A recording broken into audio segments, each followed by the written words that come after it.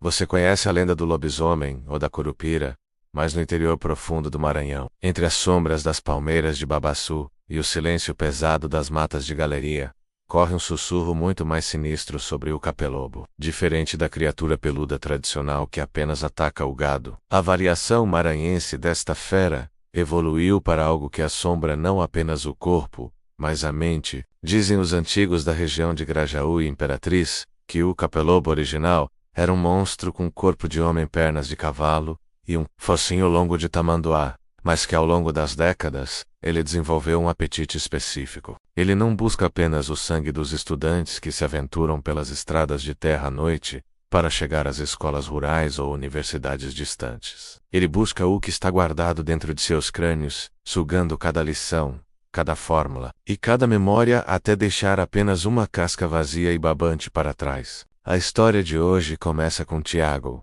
um jovem esforçado que cursava o último ano de agronomia e costumava varar as madrugadas estudando sob a luz fraca de um candeeiro em sua casa, na zona rural de Harari. Era a época de provas finais, e o calor úmido do Maranhão tornava o ar espesso, quase sólido, enquanto os grilos faziam uma sinfonia ensurdecedora lá fora. Tiago ignorava os avisos de sua avó, Dona Zefa, que sempre repetia para ele fechar bem as tramelas das janelas antes da meia-noite, pois o bicho do focinho sentia o cheiro do suor de quem muito pensava. O rapaz, cético e focado em seus livros de solos e sementes, apenas sorria e dizia que o único monstro que temia era a reprovação. Naquela noite de sexta-feira, o silêncio da mata foi subitamente interrompido por um som diferente. Um chiado longo e agudo, como o de um animal aspirando o ar com força, vindo de algum lugar perto do pomar de mangueiras. Tiago sentiu um arrepio subir pela espinha quando percebeu que o som dos grilos havia parado abruptamente, deixando um vazio sonoro que parecia pressionar seus ouvidos. Ele se levantou da mesa, ajeitou os óculos e caminhou até a janela de madeira, olhando pelas frestas para a escuridão absoluta do quintal. No início viu apenas as sombras das árvores, mas então um par de olhos amarelos, baixos, quase rondos ao chão, brilhou com a luz refletida da lua crescente. O cheiro que invadiu o quarto não era o de terra molhada, mas um odor acre, de pelo podre, misturado com algo metálico, como sangue velho. O vulto se ergueu lentamente, revelando uma silhueta grotesca, que parecia uma mistura errada de primata com um equino magro. Mas o que mais aterrorizava era o focinho, desproporcionalmente longo,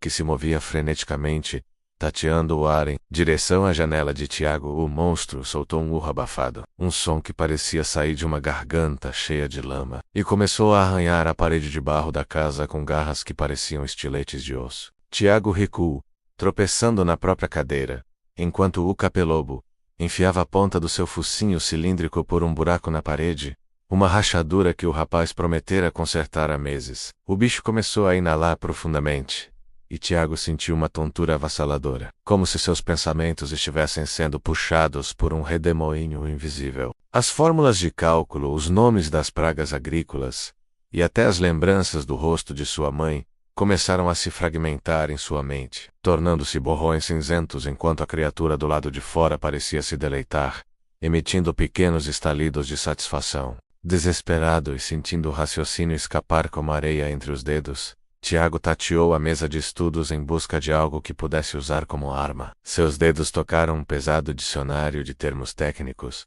e ele o arremessou com todas as forças contra a ponta do focinho que invadia sua casa. O impacto fez o capelobo recuar com um guincho de dor, dando ao rapaz alguns segundos de clareza. Ele sabia que não podia simplesmente fugir, pois o monstro era mais rápido e conhecia cada trilha daquela mata. Lembrou-se então de uma história que ouvira no Mercado Central. O capelobo do Maranhão detesta o vazio, o som sem sentido e a confusão mental. Ele se alimenta de ordem e saber, e a única forma de afastá-lo era sobrecarregar seus sentidos com um caos absoluto. Tiago começou a gritar palavras sem nexo, frases soltas e uma língua inventada, batendo em panelas de alumínio e derrubando as prateleiras de livros, para criar um estrépito ensurdecedor. Ele dançava de forma errática, forçando sua mente a pensar em cores inexistentes e sons impossíveis, bloqueando qualquer fluxo lógico de informação que o monstro pudesse detectar.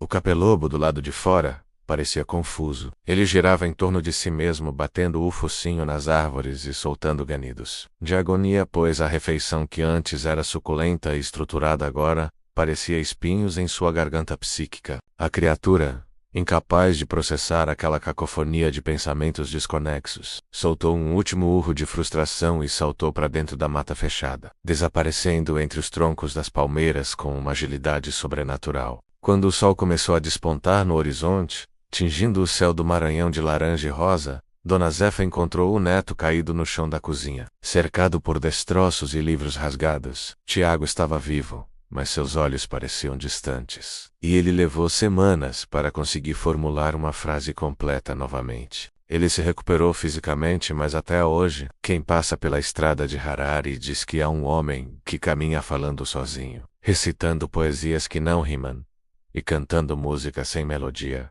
sempre de olho nas sombras das mangueiras. Ele sobreviveu ao capelobo, mas a lenda diz que a fera ainda ronda as universidades e escolas do interior, esperando pelo próximo estudante que, em sua sede de saber, esqueça que há coisas na escuridão que preferem o cérebro ao coração.